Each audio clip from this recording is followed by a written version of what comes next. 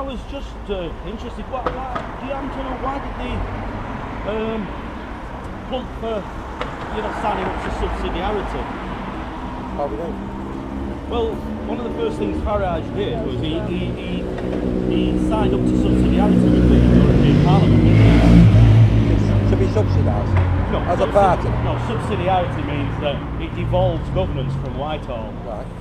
And what the European Parliament wanted all the parties to do was to sign up to that, to devolve governance from Whitehall. So UKIP signed up to it, so I was just wondering why they did it. That was on the BNP website the other night, wasn't it? I don't know. Yeah, well basically, I worked in the European Parliament. I've not looked at that. Well, I worked in the European Parliament, it's very, very complex. Like, for example, they don't just say, you're voting on the length of pens throughout the European Union. You would never have something as simple as that. It's always something tacked on to something else, tacked on to something else. So I'll give you an example. You might have a vote, whereas... No, but I'm only talking about subsidiarity. No. Let me just explain this. So, say if they have a new bill that people are voting on the Parliament, and part of it is Britain will get increased rebates, because obviously British people want that. Right. But then the other part of it is to give the European Parliament more powers, for example. Yeah. So then, do you vote for it or you don't vote for it? So if you vote for it, then obviously Britain are getting money back, so that's good. But then again, the European Parliament's getting more powers.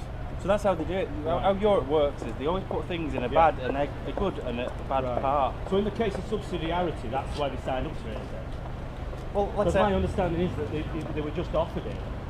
They were offered the opportunity to sign up for it, and in actual fact the reason that Nigel Farage signed up for it, unless I'm mistaken, was because he wanted new offices in Brussels. I can't imagine that. You can't imagine? No. Well, that's my understanding of it, because there was nothing else on the table. I'd always say this, mate. I'd rather be in the tent pissing out. Sorry? I'd rather be in the tent pissing out than pissing in the tent. Well, I mean, my notion on that is, it's like the same thing with the common agricultural policy. Otherwise, we'd have had no MEPs at all. Well, Natman, for if you didn't sign up to join the club, I mean, if you don't sign up to join but your intention is to get out of Europe. Well, that's right, but to get in, you have to get into Europe to get out of it.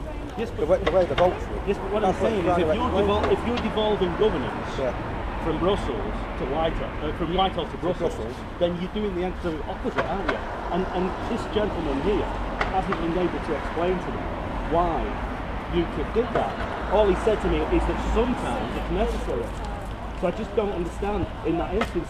As I say, it's the same with the common agricultural policy. I don't understand why, when Natman said that you would never renegotiate that, then all of a sudden, for no reason, Nigel Farage did an about turn on it. I mean, let's try simple, one that's more current.